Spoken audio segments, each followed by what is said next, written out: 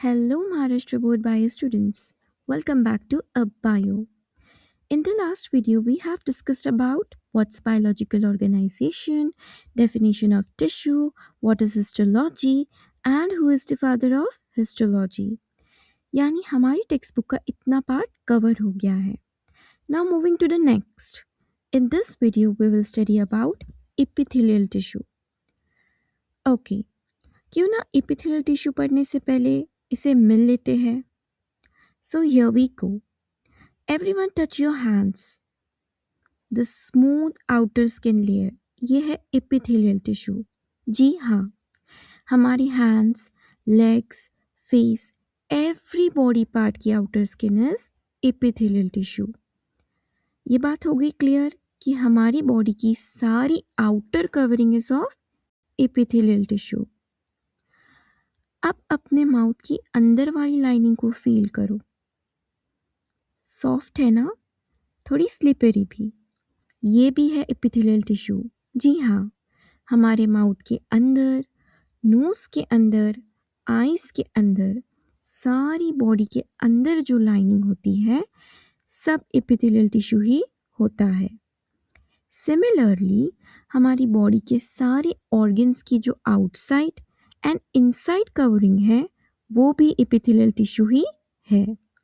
यानी बॉडी के अंदर और बाहर और ऑर्गन्स के अंदर और बाहर epithelial tissue है.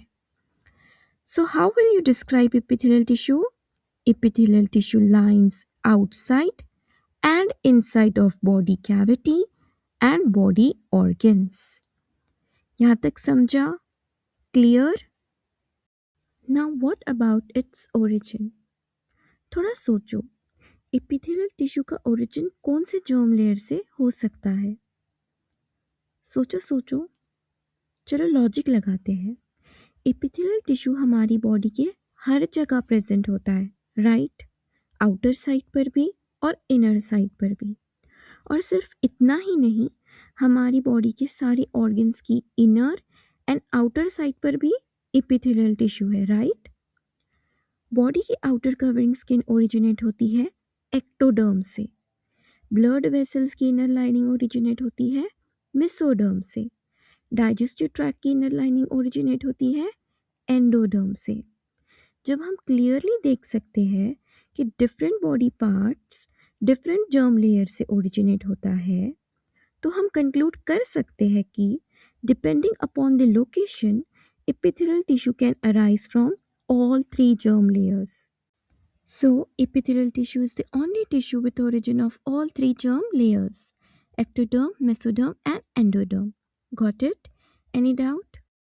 Now, the properties. These are the cells of epithelial tissue. If we will look closely to the cells, we can clearly see that the cells are very close to each other. Epithelial tissues are tightly packed. Why are they tightly packed? Because if cells loosely packed होंगे तो germs cells में easily enter हो सकते हैं. Cells से water and other substances भी easily leak हो सकते हैं. As epithelial tissue is a protective layer, it must be tightly packed because tightly packed is equal to strong barrier. So automatically when cells are tightly packed, तो cells के बीच की intercellular space will be very minute. So here is the first property. Epithelial tissue cells are tightly packed with little intercellular matrix. Got it? Clear? Any doubt?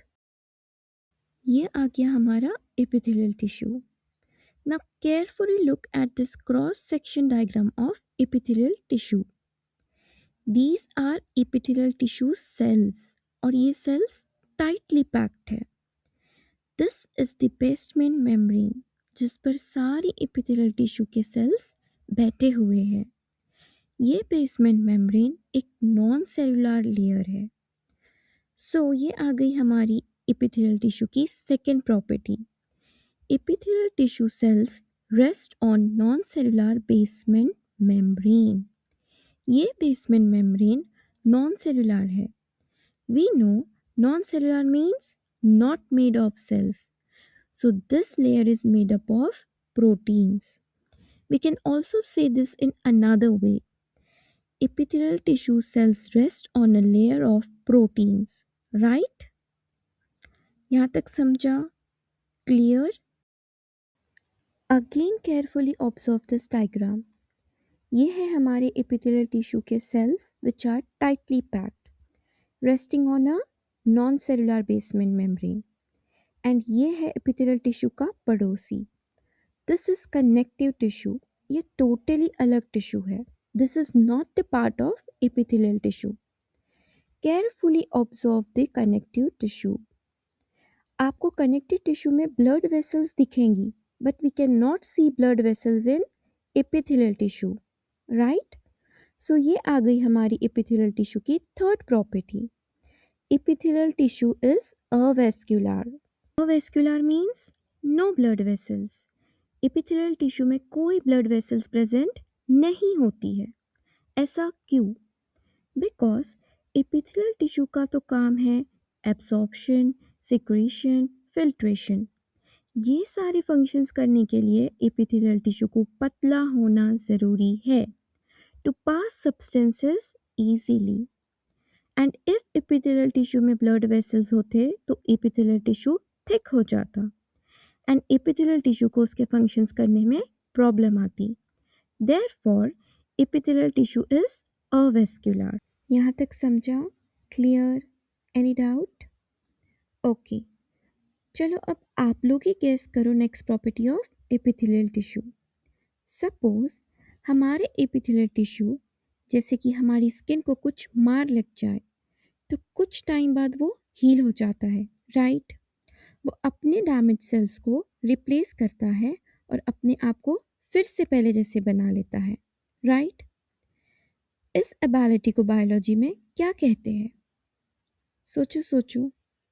Damaged part को फिर से पहले जैसा कर देना, इसे क्या कहते हैं? Regenerative capacity. Epithelial tissue have regenerative capacity. With this, we are done with the introduction part of epithelial tissue. अगर आपको ये बायोलॉजी कॉन्सेप्ट समझ आए तो please do like and share. Please do comment your feedback.